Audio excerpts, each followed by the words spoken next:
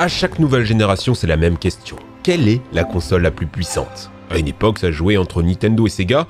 Aujourd'hui, c'est entre PlayStation 5 et Xbox Series X. Ce que je vous propose, c'est d'enfin répondre à cette question pour chaque génération, en utilisant des critères techniques, ergonomiques ou ludiques les plus objectifs possibles. Mettons fin à la guerre des consoles. La première génération. La Magnavox Odyssey est la première console du monde.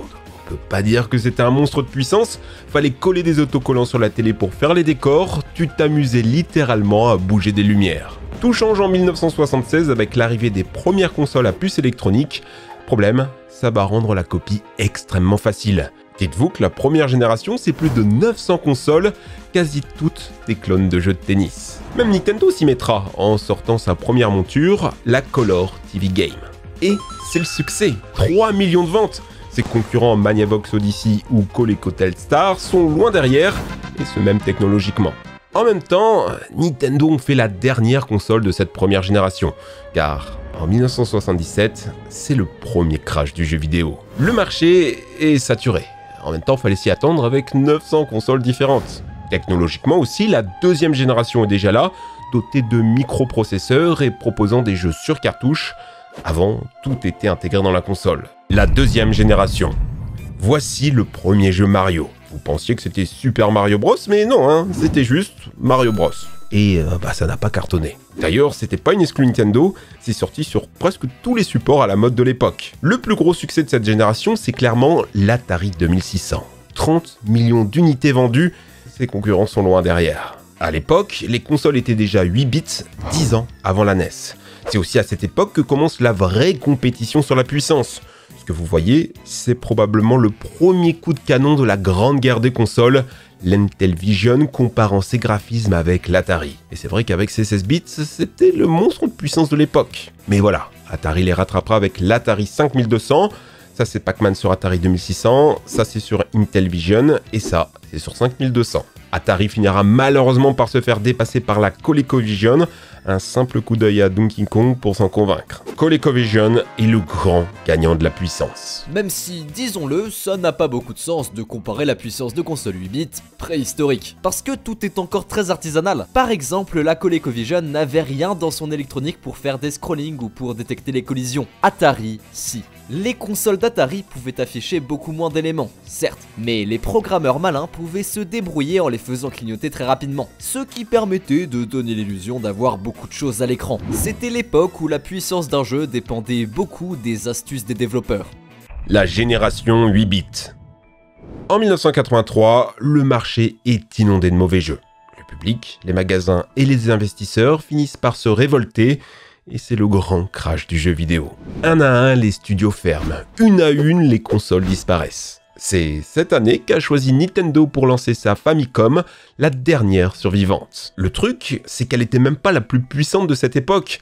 L'Atari 5200 était aussi une console 8 bits, sortie quasi en même temps et techniquement égale.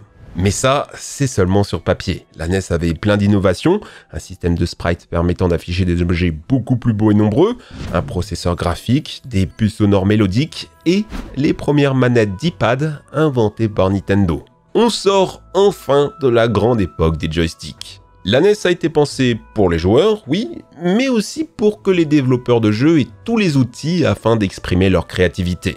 Et c'est ça qui marque le début de cette troisième génération. La même année que Nintendo, Sega se lançait aussi sur le marché, mais techniquement très loin derrière. Il faudra 2 ans pour que Sega se rattrape avec la Master System. Et quel rattrapage! Une fréquence d'horloge de 4 MHz, le double de la NES. Ajoutez à ça l'un des processeurs graphiques le plus puissant de l'époque, et même un Zelda fait pas le figure face à Golvelius. L'écart est juste colossal. Regardez la différence entre leurs deux versions de Ghostbusters ou de Ghosts and Goblins, ou même un Punch-Out face à un Rocky.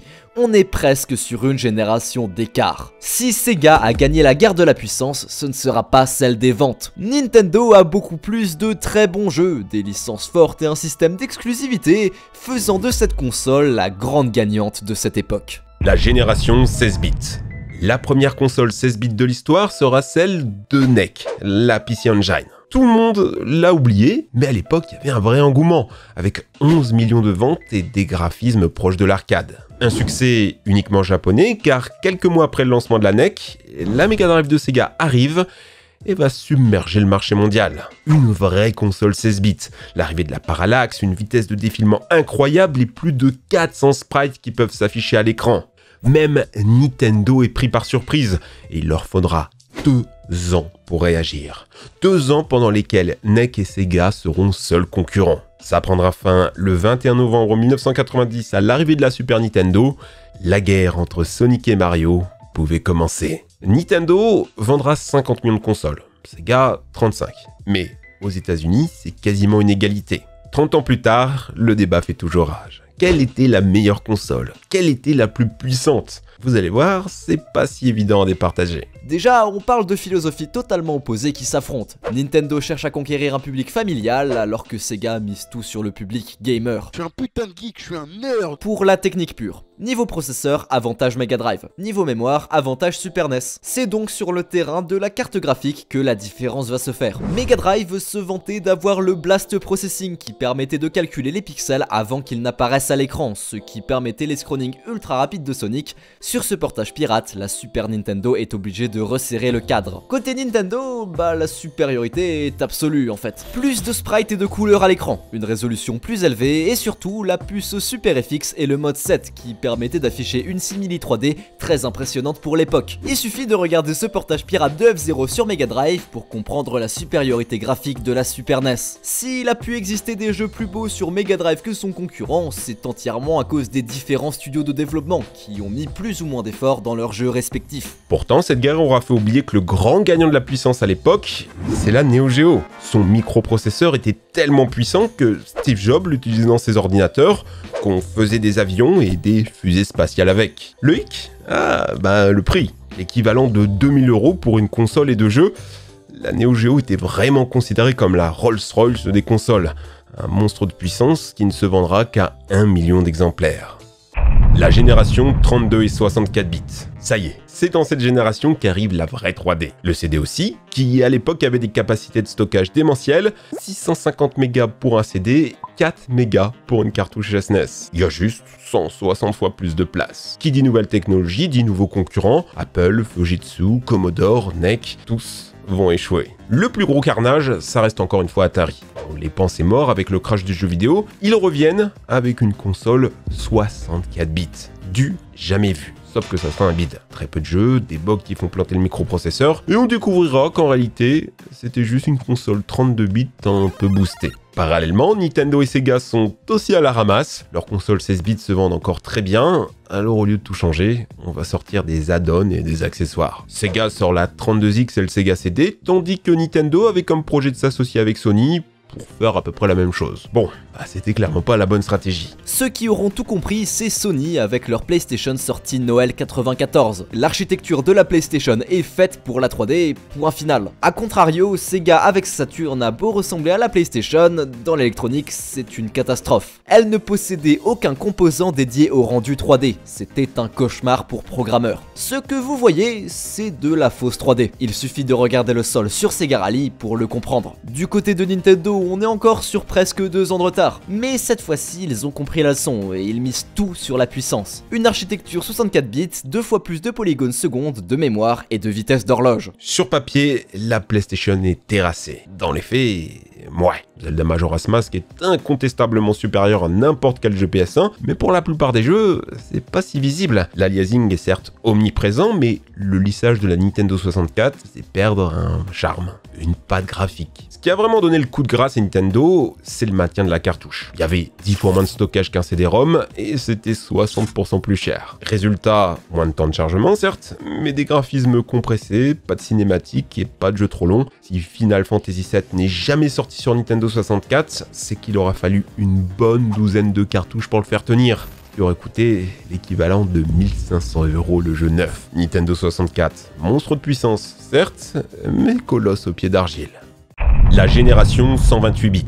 Cette génération sera la dernière à comparer sa puissance en bits, à savoir la taille maximale de leur fichier binaire en une opération. À partir de 64 bits, ça n'est plus vraiment nécessaire d'augmenter. Vendre du 128 bits n'était que du marketing. On préférera plutôt utiliser les mesures actuelles du PC, notamment celui qui est beaucoup utilisé en marketing, le flop, à savoir la puissance de calcul mathématique brute de l'appareil. C'est Sega qui ouvrira le bal avec la Dreamcast, qui sortira 2 ans avant ses concurrents. Elle avait déjà tout, la puissance, les modems, les jeux, mais rien à faire. À l'arrivée de la PlayStation 2, elle est déjà hors concours. 50% moins puissante dans tous les domaines, les ventes de la PS2 seront monstrueuses. On parle d'un chiffre de 155 millions d'unités. Une PS2 si populaire et puissante que Saddam Hussein en entassait des milliers pour les transformer en armes de guerre. 1 an plus tard, Nintendo arrive et, encore une fois, contrairement à l'idée reçue, ils ont des consoles plus puissantes que Sony. La GameCube met une raclée à la PS2,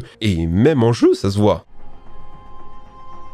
La PlayStation 2 est plus pixelisée, plus floue, plus sombre, mais Nintendo, encore une fois, pêche sur son hardware. Pas de lecteur DVD alors que c'était super important à l'époque, des mini-disques à l'espace de stockage limité, et pas d'offre online satisfaisante. En plus, la GameCube c'est 7 fois moins vendue que la PlayStation 2, ce qui motive pas les développeurs à faire des jeux ambitieux dessus. Surtout que même pas 2 mois après, Microsoft rentre dans la bataille avec sa Xbox. Et autant vous dire que quand un constructeur de PC débarque, la puissance, elle dépote. Elle est juste 3 fois plus puissante que la PS2. On est presque sur une génération d'écart. Les jeux PS2 sont simplement infâmes à côté. Et cette débauche technologique va coûter très cher à Microsoft. La console est vendue au même prix que la PS2, ce qui fait qu'elle doit se vendre à perte. 4 milliards de dollars de perdus en vendant 24 millions de consoles. La stratégie est claire, gagner le cœur des joueurs, tant pis pour l'argent.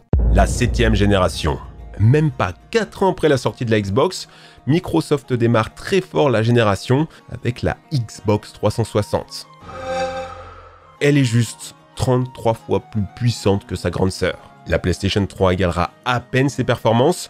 Dans les faits, même avec 8 cœurs, c'était moins bien. Et ce à cause d'erreurs d'optimisation. Regardez seulement le jeu Bayonetta. En plus de ça, au lancement, le prix de la PlayStation 3 était 200 $ plus cher que la Xbox 360. Selon le président de la branche gaming de Sony, l'annonce des prix a été un moment horrifique. Résultat, Xbox vendra quasiment autant de consoles que PlayStation dans cette génération. Microsoft est encore le grand gagnant. Nintendo, eux, feront profil bas, avec une Wii à peine plus puissante qu'une GameCube, 12 gigaflops, c'est 10 fois moins puissant que l'iPhone 6S. Comparé à la PlayStation 3, c'est presque une génération de retard. Pourtant, avec sa nouvelle façon de jouer, la Wii est la plus vendue. 100 millions d'unités contre 87 pour Sony. Comme quoi, y a pas que la puissance qui compte. La 8ème génération. Avec la Wii U, Nintendo est la première console de cette génération, et une console moins puissante que la PS3, à peine 350 gigaflops sous le capot. Il suffit de regarder des comparatifs de jeux pour se rendre compte que Nintendo a 6 ans de retard. Ce sera le plus gros échec de Nintendo sur console de salon. C'est pour ça que la Switch sortira 5 ans après, quasi la même puissance que la Wii U en mode portable, elle est de facto considérée aussi comme une console 8ème génération. Sony et Xbox auront la même stratégie d'upgrade avec la PlayStation 4 et la PlayStation 4 Pro, la Xbox One et la Xbox One X. Et autant vous dire que niveau puissance, ici, ça dépote. The guns and crank in this area go through Trevor Phillips Enterprise or they ain't going. Si la PlayStation 4 avait l'avantage au début, 5 ans après, Microsoft sort l'upgrade Xbox One X, autant vous dire qu'ils ont fait très fort. Comme le marketing n'a eu cesse de le répéter, c'était la console la plus puissante du monde. Et sans mentir, les comparaisons des jeux semblent aller dans ce sens. Malheureusement pour eux, les ventes n'ont pas suivi. Ils ne communiquent même plus sur leur chiffre de vente. Ça a été estimé à 45 millions de Xbox One vendus contre 52 millions de Switch et 109 millions de PlayStation 4. Ouch. La dernière génération. On y est, en plein dans la guerre des consoles next-gen. Si on suit le calendrier actuel de Nintendo, une nouvelle console pourrait arriver pour 2022. Pour l'instant, seuls Sony et Microsoft s'affrontent. Alors qui de la PlayStation 5 et de la Xbox est la plus puissante? Les deux utilisent un microprocesseur AMD 8 cœurs, un poil plus cadencé sur Xbox Series X. Les deux utilise une carte graphique AMD RDNA un poil plus performante sur Xbox Series X avec 52 unités de calcul et une puissance de 12 150 gigaflops, ce qui fait que oui, la Xbox gagne, mais de peu. Sur les comparaisons qu'on peut trouver en ligne, il y a juste aucune différence en jeu. La PlayStation 5 s'en sort quand même beaucoup mieux sur les temps de chargement, 2 fois plus rapide que la Xbox, même si dans les faits c'est juste 5 à 10% plus rapide, pas de quoi justifier un achat. Vous pouvez donc y aller les yeux fermés et ne choisir votre console que sur la base des jeux, des exclusivités qui vous intéressent. Cette génération a quand même quelque chose de très intéressant, c'est peut-être la dernière, ou au moins l'avant-dernière de l'histoire des consoles. Ah oui, je sais, je m'explique. L'évolution de la puissance des consoles ralentit. Si une PlayStation 6 devait sortir, graphiquement, vous ne prendriez probablement pas une claque graphique. Si on part du principe qu'on fera x5 en puissance sur la prochaine génération, on ne sera qu'au niveau d'une RTX 3080 avec ses 58 000 gigaflops. Ce retard que vont prendre les constructeurs dans la course technologique, ils l'ont tous très bien compris en vous proposant la Xbox Series S ou la PlayStation 5 digitale, des consoles sans CD où tout doit se télécharger. C'est clairement par ces consoles qu'on va essayer de démocratiser le cloud gaming. La puissance de calcul sera sur des serveurs à distance et tout s'affichera sur votre écran via une connexion internet. Google fait déjà ça et leurs serveurs sont plus puissants que des PlayStation 5 pour 10 € par mois avec des jeux gratuits. Dites-vous que pendant 6 ans, la PlayStation 5 ne bougera pas. Les serveurs, eux, peuvent évoluer constamment. Clairement, je peux vous l'annoncer, la console la plus puissante de cette génération, ça sera celle qui poussera le plus le cloud gaming. Et si Google échoue pour l'instant, gageons que les 5 prochaines années qui nous attendent seront riches en rebondissements. Et du coup, selon vous, à quoi ressemblera la 10e génération de consoles? J'ai hâte de lire tous vos arguments et vos théories en commentaire. Je voulais remercier Lohan de Trash Bandicoot, notre chaîne spécialisée dans les jeux vidéo. Je vous invite à vous abonner et regarder nos vidéos dessus. Un grand merci à tous les rédacteurs et tous les monteurs. Grand merci à vous. Allez les amis, ciao!